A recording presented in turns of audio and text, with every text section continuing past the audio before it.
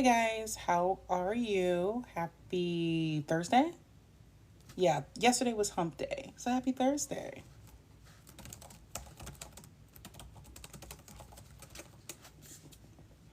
Happy Thursday, happy Thursday.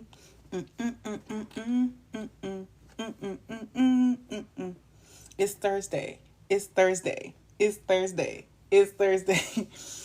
Y'all, I have tomorrow off. I took PTO, so I have a day off tomorrow. Loving it. Live, laugh, love that. Hi, Kay. Thank you for liking the live. Love that. Appreciate you. Love that. So, guys, we got 30 minutes. We only have 30 minutes. So, I'm going to hit it and I'm going to quit it. I heard this saying one time. It was like, I'm going to be like a mini skirt, short enough to keep things interesting, but long enough to cover the essentials. Whatever. I don't know. I thought it was funny. So today, are you going to sleep in? No, I got to travel tomorrow. I am paying some bills, going to a football game, going to do some Korean barbecue with some friends. I'm going to be in Atlanta for a quick, 24 hours in and out. So yeah, I'm going to have fun. Tomorrow's a fun day. Lots of fun things happening. But thank you for asking. Busy, indeed. I'm always going somewhere.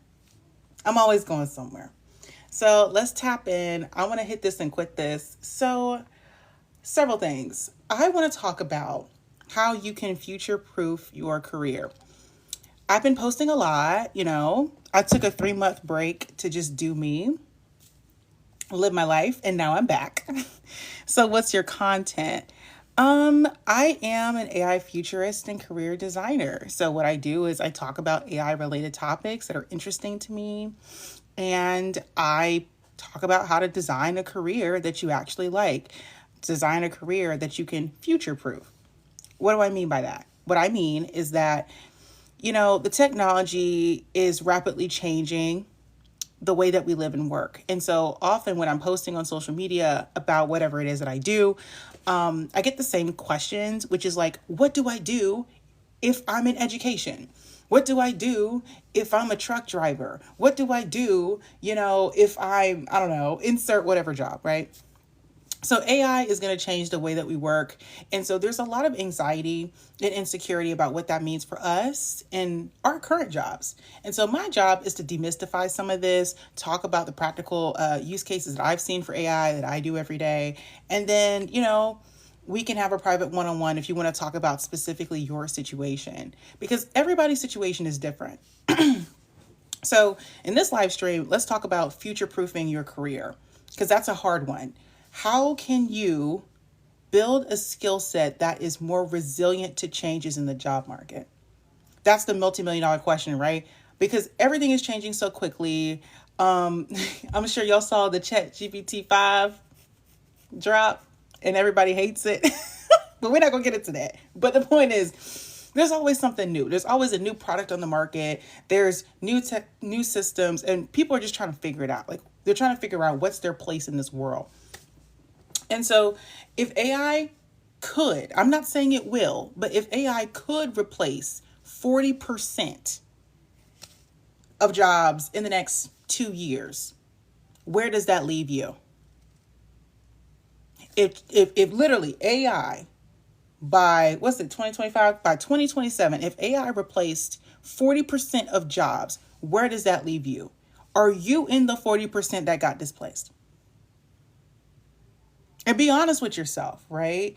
You don't have to be the super knowledgeable person about AI to acknowledge that maybe you're doing some redundant tasks and you have responsibilities that like an intern could handle.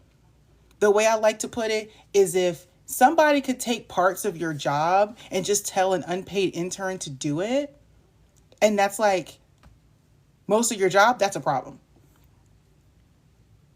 So there's administrative tasks that I have that's part of my job currently, and I could tell an intern to do some of it. But a lot of it I would have to do myself.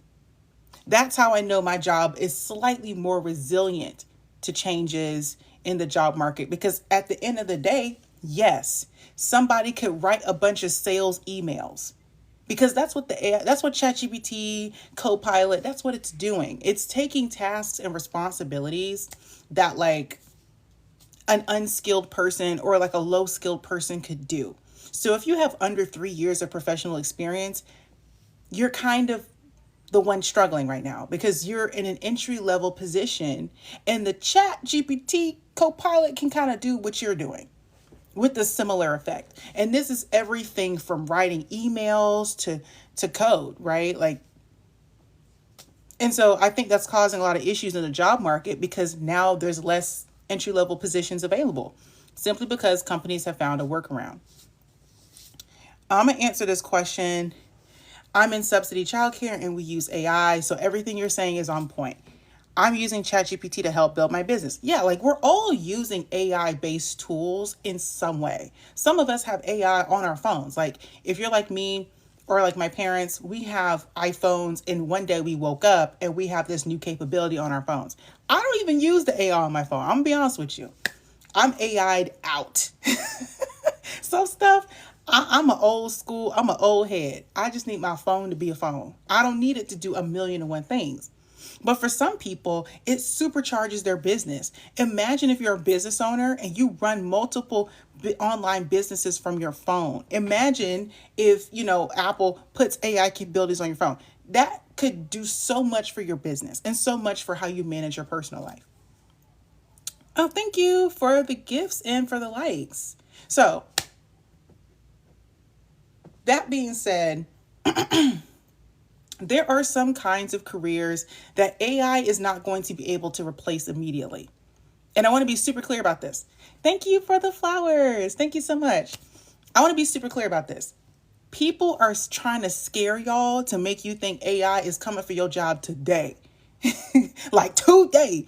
You're going to log out of work at 5 p.m. and you come back and your job is gone. That's not how it's going to work. And practically, that's not what's happening. What's happening is that, there's just less job postings. A lot of the entry-level positions and redundant work, they're just using AI-enabled technology to do it. So now there's less jobs and there's more competition. That's really what it's going to look like.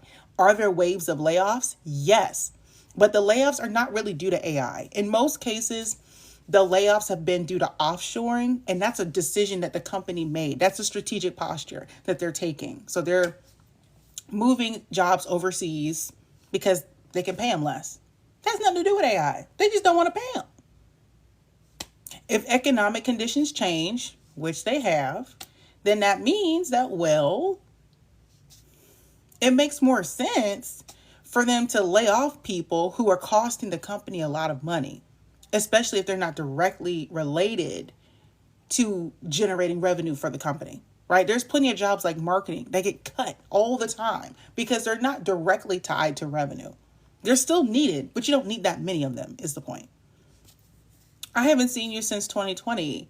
Oh yeah, I've been around. Glad to see you. I've been around. I've been posting.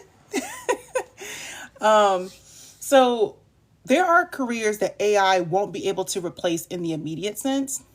And I want to talk about what those things are, because then we can get to the skills, meaning the skills that you'll have to acquire.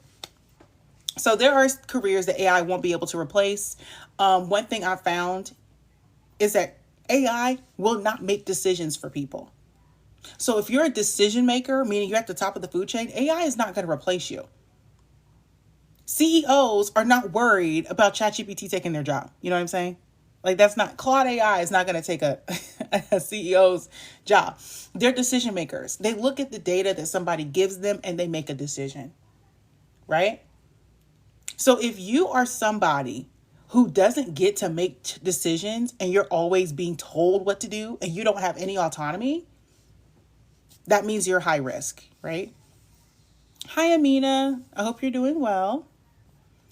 So there are certain kinds of jobs. Decision makers, they're going to stay. Executives, they're going to stay. They're fine. We'll need less executives, but they'll be fine for the most part. We'll still need people to make choices and make decisions. Another type of job that they're going to be relatively safe in the short term, strategy roles. A strategy role like mine, like in what I do for work, I'm more of a strategy role. So that's why I'm kind of more insulated from some of the layoffs that are happening. What I would say is a strategy position is somebody who gathers a lot of data and information, sorts through that data to come up with key insights, and presents that to different stakeholders in the company. So they're not necessarily the person who is making the decision, but they do present the information to the decision makers. Strategy professionals, part of the reason why they're so critical is because essentially they are not only providing companies with data and information, but they also have to be really good with people. I talk about in my content how to be a master, to be the most highly productive person possible. Thank you for that. Thank you. To be the most productive person possible in this system, you need to master people, technology, and systems. I'm going to say it again. To be the most productive you can possibly be at your job, you have to be a master of people, technology, and systems. And so when you are in strategy work, what I found is that you really do have to master the technology and know it very well. And you also have to be really good at people. You have to be able to communicate what it is that the decision makers need to know. And they make a decision based on that information. So ChatGPT, Copilot, all these different AI tools should not be used to make decisions. You use them to come up with the first pass or a rough draft.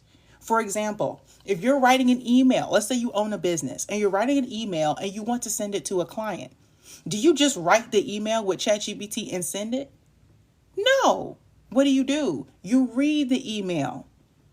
You make changes to the email. You can even do some chain prompting so that you're telling ChatGPT how to give you a better result. And you can do this rinse, wash, repeat multiple times till you get a better result.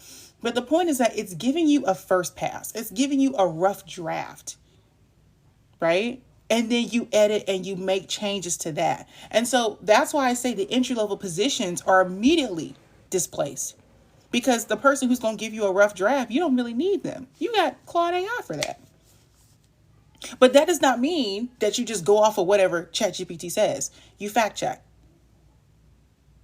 That means you verify. Trust but verify. Go and verify everything it's saying.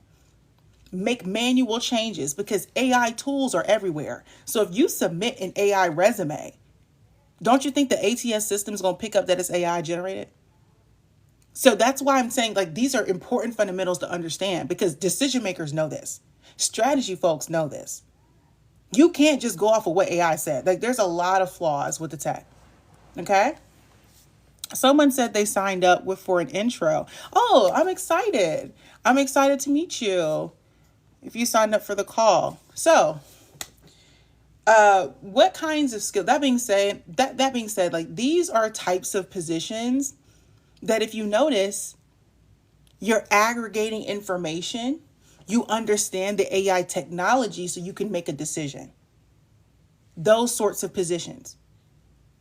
If you are someone who doesn't have any autonomy, any decision-making ability, if you don't understand the technology and you're far removed from it, like if you're a customer service rep, you're in danger of being replaced simply because most customer service reps barely understand the software they're using. Most customer service reps could not tell you systematically the business model of their company, how the system was created, all the different processes and procedures to keep the company going. Customer service reps clock in and out. They call, and then they out. They take their mandated 30-minute break and then they go back to doing what they're doing. You see what I'm saying? There's a difference between people who master people, technology, and systems versus people who are victims of the technology, victims of the system, victims of people. Because let's be honest, just because you know the technology does not mean that you're a people person. Customer service reps talk to people all the time. So they're really strong in talking to people. but they're not very good with technology in most cases. Now, if you compare that same kind of person to a tech salesperson, meaning a tech salesperson is somebody who sells technology, meaning they have to sell enterprise software for the major software companies. A tech salesperson has to be really good with people, but they also have to know a lot about the technology. So you know what that means? A tech salesperson is more safe than a customer service rep. They're both good with people. They are both good with people. But one person intimately knows the technology and they have to sell it. The one person is a customer service rep and they're talking to customers all the time, but they have no visibility into the structure of their company and the business model or how it works. Versus a tech salesperson, especially if you're like me, I used to work at Snowflake. So I was selling like enterprise data platforms and stuff. I was talking to decision makers. Yeah, clock what I'm saying? I was talking to decision makers. So therefore, my job was a lot more important because I'm talking to decision makers. I'm close to the money. I'm the one actually making the company money, and I'm good with people. Now, does that mean that a tech salesperson is very knowledgeable about systems? No. Maybe they don't necessarily know everything about the company business model and how it functions, right? They don't understand the full system, but they directly contribute to revenue. They directly talk to decision makers often. So therefore, they are close to the money and they're harder to replace. Does that make sense? Thank you. You are a wealth of knowledge. How do you know when a huge war is coming? I'm a digital content manager and I'm about to learn how to build AI agents and AI workflows. That's great. If you're a digital content manager, that's the exact kind of skill that you should be developing at this time. Okay, so that I kind of described and broke that down a little bit. Let's talk into some of the skills that you're going to need. Let's talk about some of the skills that you're going to need to be more adaptable. So that way AI is not going to quickly replace your role. You're not going to be made redundant as quickly as other people. Okay? If you want to pivot successfully in this timeline, you need to be adaptable. What does that mean? That means if you're the kind of person that goes to work and does the same thing every day, and that's what you like, you're not going to like this new world we're coming into. Because the technology is changing so much that you have to change with it. If you don't like change, like I know it sounds simple, but it's really profound because a lot of people, they get in these jobs, they want to collect a check and get a pension and get there till they die. That's all they want to do. Those days are over. In the days that are ahead and where we are right now, you need to be constantly upskilling. Every year, you should be getting a new certification. You should be doing trainings constantly. Constant technology trainings. Constant. Like you cannot sleep. Sleep with one eye open. Because technology is constantly developing. If you are not listening to business news, you're not going to make it. I'll put it like this. Turn off CNN and read The Economist and read the Wall Street Journal because that's the information you really need to know. It's going to tell you a lot more about the markets and things that people are investing in. That's going to give you way more information. And yes, they do articles about AI all the time. So I'm just trying to get y'all to understand, like, you have to be a lifelong learner. You can never get comfortable. Another thing, if you are somebody who desires security and you think that security comes from a job, then you're wrong. Security does not come from a job. I'm so sorry to tell you. I had somebody comment that the other day. No, I think it was today. Somebody said that in my comments. What job is safe from AI?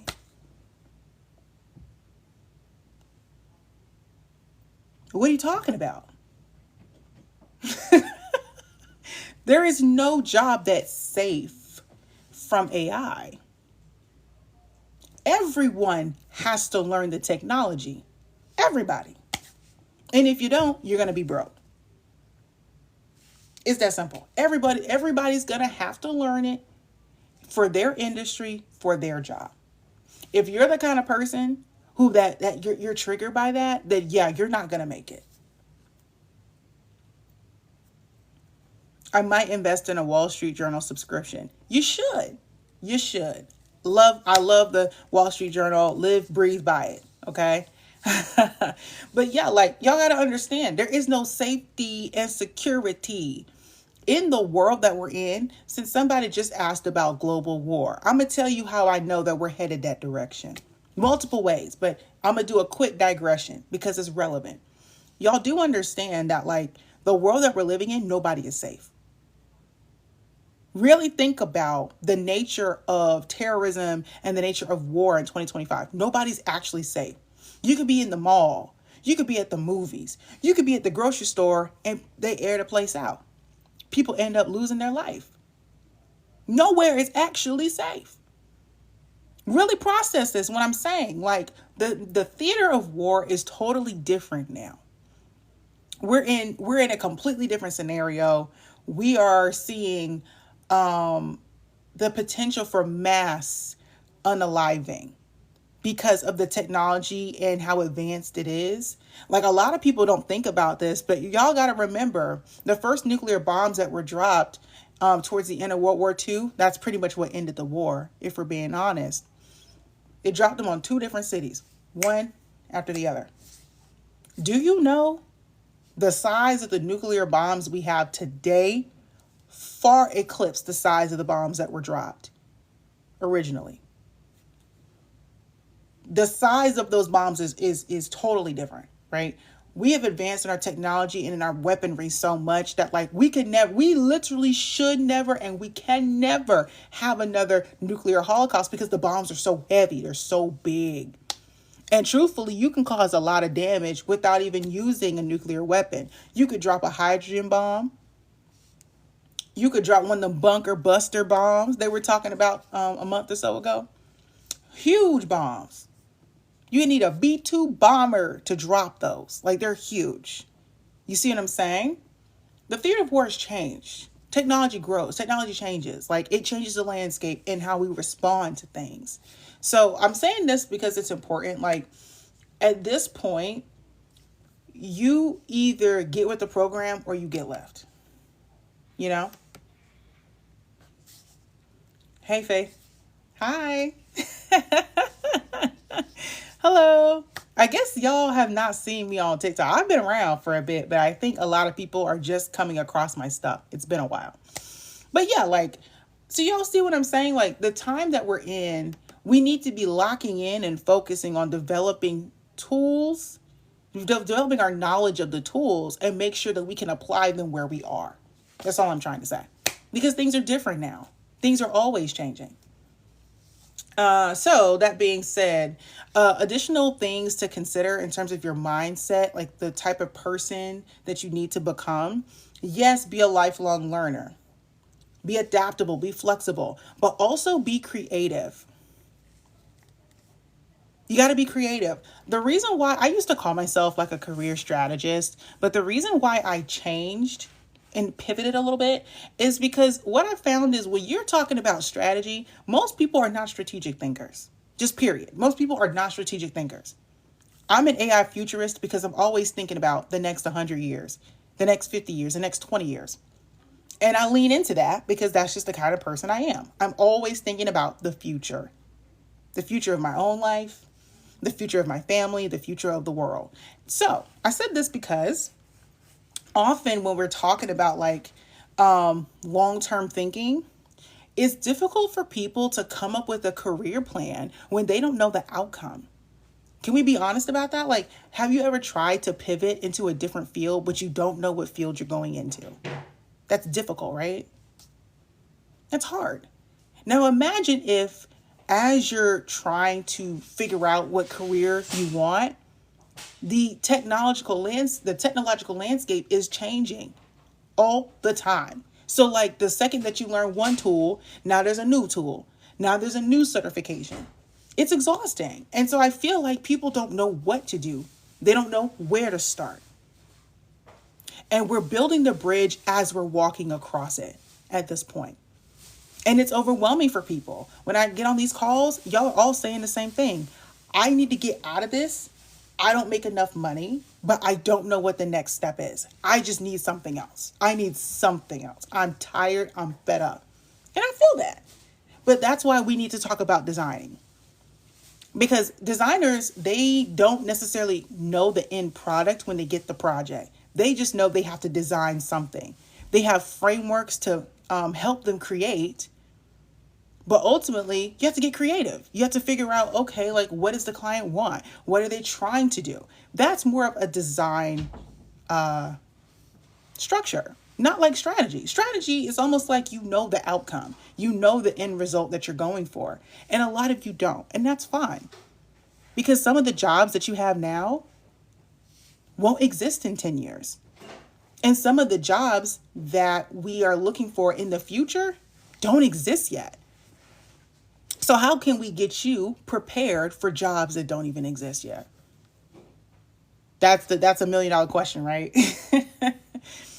I was listening to some of your AI stuff and it's been messing my head up. I want to talk to you so bad about AI and career strategy. Well, if you want to talk to me, click the link in my bio. I have like an application and from there you can book a call. It's pretty straightforward. So just click the link to the application, apply, and then you can book a call through that link. So yeah, do y'all understand what I'm saying? So as you're designing a career, you have to think about all the possibilities and you're not necessarily focusing on the outcome because we want to get you to a better place. But the idea is that you need a clear next step. You need a clear next step. Like it doesn't make sense for me to tell you 100 years what's going to happen when practically right now, we can pontificate all day long about the future of the world and the state of the economy. But like, if you're talking about your career, you need the next step. What's the most logical next step and how do you get there? What do you suggest for kids that are just getting out of high school? Here's what I would say. If I was a parent raising a young person in high school, I would not do the IB or the AP classes. Pointless. Get them to take college classes as early as they possibly can. And then from there, make sure they have real experiences doing work. Now, this may be controversial, but here's my thing. I feel like a lot of what college students struggle with is a lot of theory, but no practical application. Today's young people, like your competition, they're writing books. They're becoming activists at 12. They're doing many internships, starting businesses at 13, 14. So by the time they're 25, they're millionaires. You see what I'm saying? Like some things can only come from life experience. So you need to be raising your kids to build businesses. If they got an iPhone or a Samsung, they can build a business. Now, I'm not saying for people to become content creators. I'm just saying for them to build a business. If you know your baby can write, tell that child to go write a little children's book and sell it. If you know your baby, she a good singer, how about you get her in some singing classes and then get her to book some shows, birthday parties, kids' birthday parties. How about that? And teach your child how to negotiate to get them a fair wage for their work at a young age. Teach them how to negotiate at a young age. Teach them the value of a contract at a young age. Because these are the skills you're going to need to be successful in life, period. Right? Because we're talking about skills. We're talking about future-proofing your career. What are some things you need to be considering? Because in the days that are ahead, you have to be entrepreneurially minded, meaning think like a business owner, even if you on a salary. Think like a business owner, even if you got a 9-to-5. Being a business owner means you have to have radical ownership of what's going on around you. You not just taking a check. You looking at the dollars and the cents. You doing the math. You know where every cent and every dime of your salary goes. You know the business model of your company. And you're trying to get closer to driving revenue for the company so you can be safer in your role. You understand what I'm saying? Like, all this stuff really matters. And that's what you need to be teaching your kids. Teach them real life practical experiences and force them to work. Okay? You could have your son do some lawn care and make your son make a little t-shirt, brand himself on Canva for free. Get him a logo for his little t-shirt. Send him out and say, go to everybody in the neighborhood. Ask for their number, write their number and their name and number down and cut their grass. And do a subscription model. So every month you got recurring revenue. Teach them how to do that. Teach them. And if you don't know, then you need to know. Maybe that's why you're here, because you don't know. But you see what I'm saying? That's what I would tell my high school student. By the time they're 13, they start their first business. By the time they're 13, they speak 2 to 3 languages. So by the time they're 23, they're doing multiple 6 figures. And they have the choice to work at a company, but they don't have to. Practical lived experience and practical knowledge is going to be very important, because if you got the degree, if you have the MBA, but you can't do nothing with it, then you're not going to find a place in this new economy. A lot of companies are saying they would take somebody who only had 1 year of college, dropped out, started a startup, launched a product over somebody with an MBA, over somebody with all these degrees. Because at this point, it's about results. It's about execution. It's about real knowledge and real experiences. And Gen Z is getting to the money. Don't let nobody tell you different. I have my critiques of some folks in Gen Z, but there is a separation that's happening. The folks who are in Gen Z who are killing it because they're scrappy, they're hungry, and they know how to make a dime. They know how to make They know how to make some money. And then there's the people who are waiting on permission. They're trying to get permission to be successful. They're waiting on somebody to tell them to apply for a job, to tell them how to start a business. Like, now, as somebody who's very resourceful and scrappy myself, I'm more successful than a lot of my peers, not because I'm all that bright. It's because I work hard, I like money, and then I'm going to put in the effort. You can't embarrass me at this point. I'm here to get to the money. I'm here to figure something out. I'm here to make something happen, get a result, because that's what matters. Results and impact. Drive results, drive impact, make money, and people will listen. If you can't make no money on your own, who cares what you can do at a company? Because you can't take ownership. So anywho, this is hopefully giving y'all some context for exactly how you need to be thinking, because the future is uncertain. It's unclear. Striving for a corporate job and then doing nothing with your time, that's not a thing anymore. Collecting a pension with your paycheck is not a thing anymore. Job hopping every 2 to 3 years to climb the ladder is not a thing anymore. They done cut that out. Companies have cut that out. I promise you. It's not going well for most people because they thought they could just rely on the salary and do all this climbing by hopping to different companies, but they have no knowledge of systems. Again, master people, technology, and systems. Hopping to all these different jobs and you hadn't even been there long enough to have a good spot to poop at. Y'all ever go? Okay, side note. If you work in an office, have you ever had that experience where it's like you have a favorite stall to do your business? Like, that's what I'm saying. You need stability, consistency, and to show that you know the system that you're part of. But if you gone in 2 years or less, then you don't really know nothing about how the company runs. You need breadth and depth of knowledge. So anywho, I'm going to end this live because I do have to hop with 2 things. Number 1, if you like what I'm saying and if you need help, if you know that you are struggling to come up with a career plan that actually makes sense, because everybody's different. Everybody has different talents, gifts. Everyone has different credentials and experience. And we take that information along with your geographic location and try to come up with a career plan so we can get you to that next step. If that is you, if you're struggling to, DIY it, because a lot of y'all are, that's why you're in lives like this. You're trying to grab whatever little free morsels you can get, and you're still struggling. So if that's you, just apply to work with me. The link is in my bio. Just do the application and I'll be reaching out to you and you can book a call. So I'll talk about why I think a lot of career pivots fail, and then I'm a dip.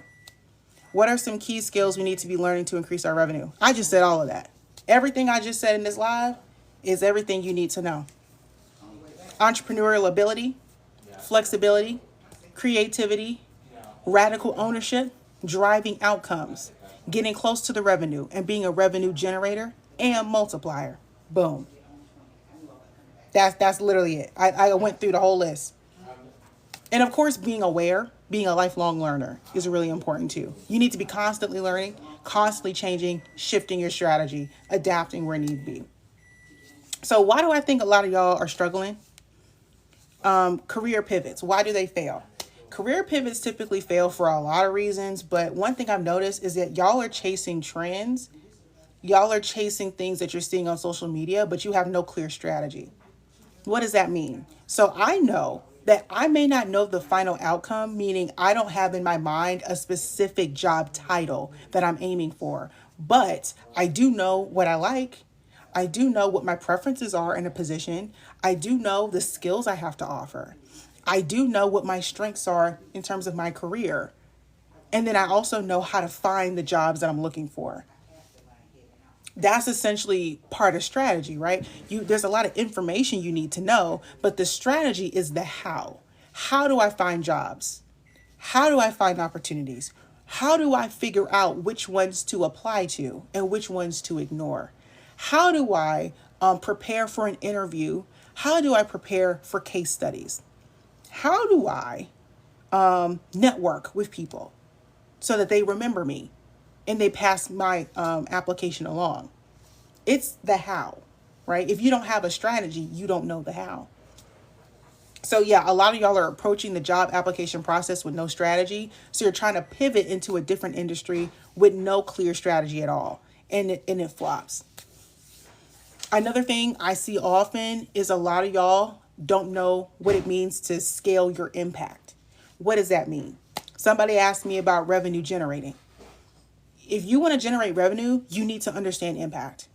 Meaning, what is the result of the things that you're doing? What is the result of the things that you are doing? So you need to understand systems. How does your role impact the entire ecosystem that you're working in? And so what tends to happen is a lot of y'all don't know this. You don't know how to find out what your impact is. So you're submitting resumes that say a lot of nothing. Like if I was a recruiter and I read your resume, I would know that you understood the job description. But that's about it. I have no real understanding of your impact in that role and if you even understand what you're doing. So your career pivot fails because your resume has no impact. The last thing I'll say, and then I have to go, a lot of us, if you're going to pivot and you're pivoting into a different industry, then you need to understand the challenges of that industry. You need to understand what it is that they're experiencing and how technology is going to change that industry. What happens is some of y'all are trying to pivot and then you don't speak the language or the verbiage of that company or the verbiage of that industry. So you already don't resonate. That's it. And that's a lack of research. Some of you don't know how to research, how to find the opportunities, and how to research these companies to better understand what it is that they're experiencing so that your application can stand out. You don't know how to read a job description and read between the lines to know what it is they're actually asking of you. Have y'all even thought about that?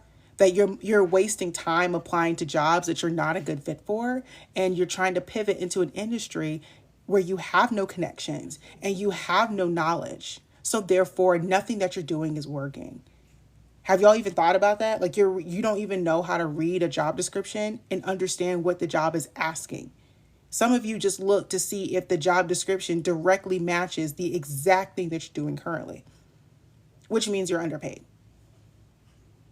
By the way, has anyone ever told y'all that? Like, if you are looking for jobs and the job you're looking for directly matches the job that you're currently in, then applying for it doesn't mean that you're going to get it.